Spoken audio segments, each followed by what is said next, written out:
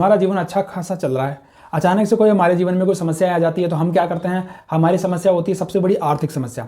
जब आर्थिक समस्याएं आती है तो हम क्या करते हैं, जो अपने रिश्तेदार होते हैं, परिवारजन होते हैं, अपने दोस्त होते हैं, उनसे अपन पैसे उधार मांगते हैं और अपना काम निकाल लेते हैं। लेकिन एक ऐसा समय है कि जब आप लोग किसी दोस्त रिश्तेदार से भी आपको मदद नहीं मिलती है तो आप क्या करते हैं भैया, फिर आप लोग बैंक की तरफ रुख करते हैं कि फिर हमें चाहिए भैया लोन।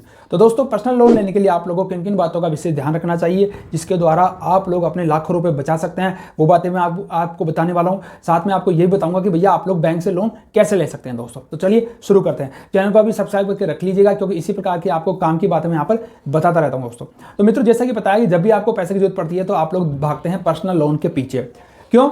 क्योंकि पर्सनल लोन एक ऐसा है जो कोलेटरल फ्री होता है, यानी आपको किसी प्रकार की आपको गारंटी वगैरह नहीं रखनी पड़ती है, जैसा कि होम लोन के केस में, कार लोन के केस में, गोल्ड लोन के केस में वहां पर हमें रखनी पड़ती है। लेकिन हमें यहाँ पर किसी प्रकार का अपनी तरफ से कोई अपनी संपत्ति गिरवी नहीं रखनी पड़ती है। तो फिर हमें क्या चाहिए भैया दोस्तों, आप लोग इसको अप्लाई दो प्रकार से कर सकते हैं।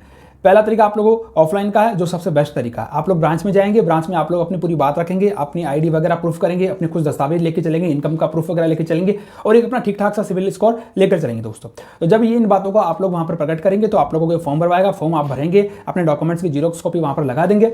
फिर बैंक क्या करेगा आप लोगों का, फिर बैंक के कर्मचारी आएंगे और वो आप लोगों ने जो भी डॉक्यूमेंट्स दिए हैं वो सभी डॉक्यूमेंट्सों को यहाँ पर वेरीफाई किया जाएगा और वेरीफाई करते ही आप लोगों का लोन है जो सैंक्शन हो जाता है और 24 आवर्स के अंदर आपके खाते में पैसे आ जाते हैं दोस्तों। तो हम बात करते हैं भैया हमें किन किन बातों का यहाँ पर ध्यान रखना चाहिए। सबसे पहले आप लोगों को एक बात बता दूं कि जो पर्सनल लोन होता है भैया वो थोड़ा सा महंगा लोन होता है, यानी कि इसका जो रेट ऑफ इंटरेस्ट होता है वो 9 से लेकर 24% तक का होता है यहाँ पर।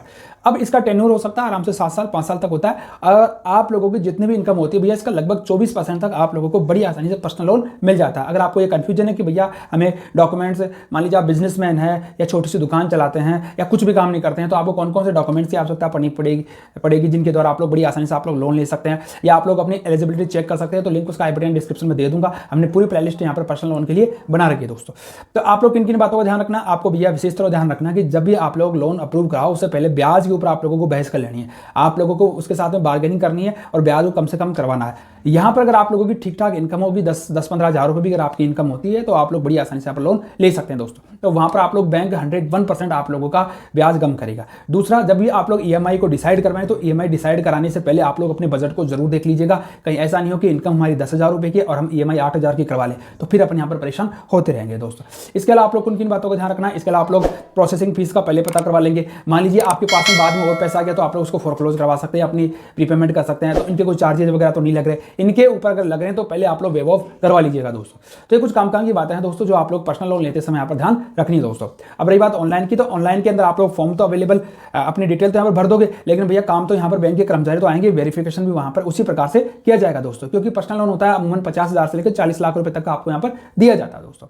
तो उम्मीद करूँ आपको कुछ जानकारी यहाँ पर पसंद आई होगी। अगर आपका कोई सवाल है तो मुझे कमेंट में पूछिएगा और इसी प्रकार कंटेंट के लिए वीडियो को लाइक से सब्सक्राइब भी कर सकते हैं दोस्तों। आज के लिए इतना ही, धन्यवाद, राम राम।